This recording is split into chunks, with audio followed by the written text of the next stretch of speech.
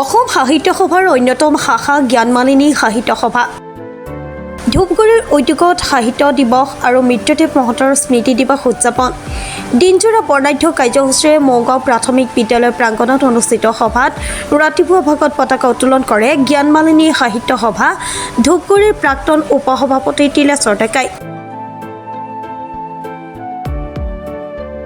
কাৰ্যসূচীত বন্তি প্ৰজ্বলন আৰু বেজবৰুৱা দেৱ আৰু মৃত্যুদেৱ মহন্তৰ স্মৃতিত শ্ৰদ্ধাঞ্জলি জ্ঞাপন গছপুলি ৰোপণ কুঁহি অনুষ্ঠান চিত্ৰাংকন শিশুসকলৰ সাধু কোৱা প্ৰতিযোগিতা আৰু লক্ষ্মীনাথ বেজবৰুৱা দেৱৰ গীত প্ৰতিযোগিতা অনুষ্ঠিত কৰা হয়। লগতে মুকলি সভাৰ নিৰ্দিষ্ট বক্তা হিচাপে শ্যাম ৰায় বৰুৱা আহ্বায়ক কবি সন্মিলন উপসমিতি ওদালগুৰি জিলা সাহিত্য সভা উপস্থিত থাকে। জ্ঞানমালিনী সাহিত্য সভা এটি ওদালগুৰি জিলাৰ অন্যতম শাখা সাহিত্য সভা। ইয়াত প্ৰায় ধূপগুৰি অঞ্চলৰ লগতে পাৰ্শ্বৱৰ্তী অঞ্চলৰ 10-11খনমান গাঁও সদস্য ইয়াত জড়িত হৈ আছে। আমি 2012 চনত 20 ডিচেম্বৰ তাৰিখে এই শাখাটি জন্ম হয়।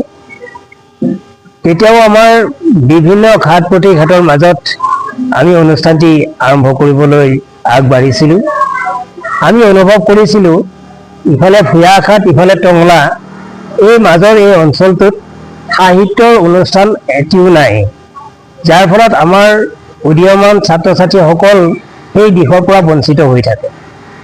সামগ্ৰিকভাৱে সেইসকল ছাত্ৰ ছাত্ৰী বা উদীয়মান শিল্পীসকলক বা সাহিত্যিকসকলক উদগনি দিয়াৰ উদ্দেশ্যে বা আমি আগবঢ়াই নিয়াৰ উদ্দেশ্যে এই শাখাটি গঠন কৰা হৈছিল। প্ৰতিষ্ঠা কালৰ পৰাই আমি বিভিন্ন ধৰণৰ অনুষ্ঠান পাতি আহিছোঁ আৰু এটা লক্ষণীয় কথা যে আমাৰ এই অঞ্চলত বিশেষকৈ যিটো সময়ত অসম সাহিত্য সভাৰ সভাপতিগৰাকীক আনিবৰ কাৰণে বহুত কষ্ট হৈছিল, আনিব পৰা নাছিল, তেনে ক্ষেত্ৰত আমি ইমৰান চাহকে ধৰি অসম সাহিত্য সভাৰ সম্পাদক সেই সময়ৰ পৰমানন্দ ৰাজবংশী, ৰংবং তেৰাং, এনেধৰণে বহুকেইগৰাকী ব্যক্তি আমাৰ ধূপগুৰি প্ৰগতি সংঘৰ প্ৰাংগণত অনুষ্ঠিত হোৱা এটি কাৰ্যসূচীত অংশগ্ৰহণ কৰি এই শাখা সাহিত্য সভাটিৰ এটি গুৰুত্ব লাভ কৰিবৰ কাৰণে সক্ষম হয়। গোটেই অসমৰ ভিতৰতে এটি অসম সাহিত্য সভাৰ কাৰ্যসূচী তাত ৰূপায়িত হৈছিল।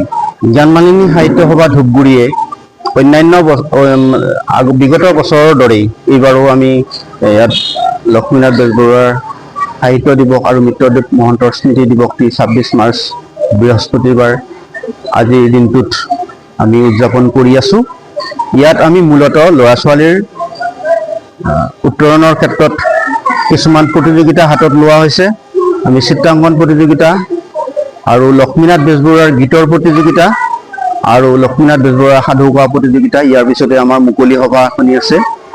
মূলতঃ ল'ৰা ছোৱালীবিলাকক এই লক্ষ্মীনাথ বেজবৰুৱাৰ গীত গোৱা বা সাধু কোৱা এই অভ্যাসবিলাক গঢ় দিয়াৰ লগতে সংস্কৃতিৰ লগত পৰিচয় কৰি দিয়া, দেশপ্ৰেমমূলক ভাৱবিলাক কণ কণ শিশুসকলৰ মনত জগাই তোলাটোৱে আমাৰ উদ্দেশ্য। অসম সাহিত্য সভাই এনেধৰণৰ কাৰ্যসূচী প্ৰায়ে অনুষ্ঠিত কৰি থাকে। আমি শাখাবোৰেও ইয়াক পালন কৰি থাকোঁ প্ৰতিটো অনুষ্ঠান।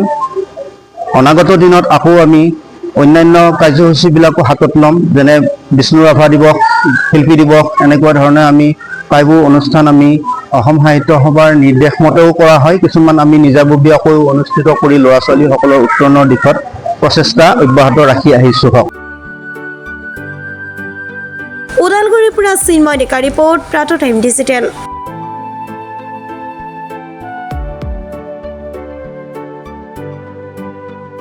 শদিয়াৰ পৰা ধুবুৰীলৈ, বৰাকৰ পৰা ব্ৰহ্মপুত্ৰলৈ সকলোৰে মাজত চিনাকি এটা নাম প্ৰাতঃ টাইম। থলুৱা ভাষা, কৃষ্টি আৰু সত্য বাতৰিৰ আধাৰত প্ৰতিষ্ঠিত খবৰ প্ৰাতঃ টাইমৰ প্ৰতিটো বা বাতৰি পুংখানুপুংখভাৱে চাবলৈ Facebook, YouTube, website, Twitter, Instagram আৰু ব্লগাৰ পেজত লাইক আৰু ফ'ল' কৰক।